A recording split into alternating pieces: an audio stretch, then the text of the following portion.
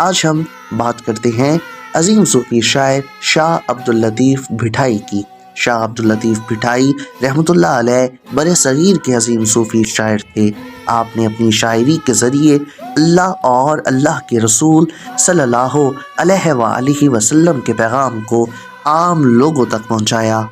शाह अब्दुल लतीफ़ भिठाई की विलादत 1689 1101 हिजरी मौजूद ज़िला मटियारी की तहसील हाला में हुई। आपके वालिद सैयद हबीब शाह हाला हवेली में रहते थे और मसूफ का शुमार इस इलाके की बरगज़ीदा हस्तियों में था। शाह साहिब की पैदाइश से मुतल्लिक मशहूर है कि सैयद हबीब शाह ने यके बाद दिगरे 3 शादियाँ की, लेकिन औलाद से महरूम रहे।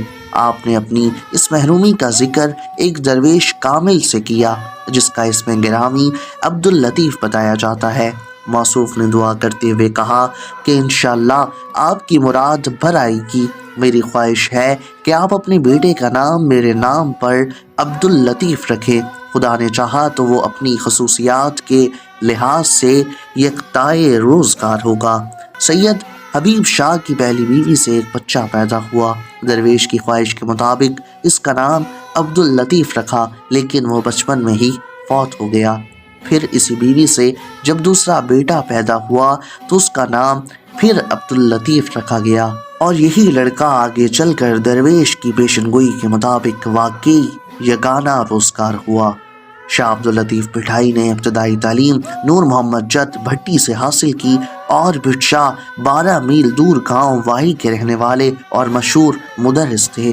आपने अपने वालिद शाह हबीब से दीनी तालीम हासिल की।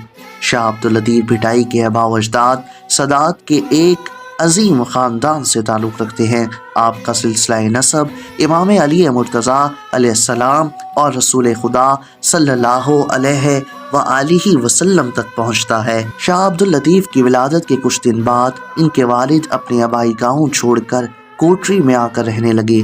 5 साल की उम्र में अख्वंद नूर मोहम्मद की मशहूर दरसगाह में तहसील इल्म के लिए भेजे गए। आम रवायत में है कि शाह साहब ने अलिफ के सवा कुछ और पढ़ने से इनकार कर दिया। आप 1752 में 63 साल की उम्र में भिटशा में इस जहान फ़ानी से कूच कर गए।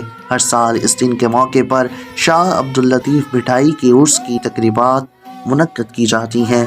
आपके कलाम को शाह जो रिसालों का नाम दिया गया है।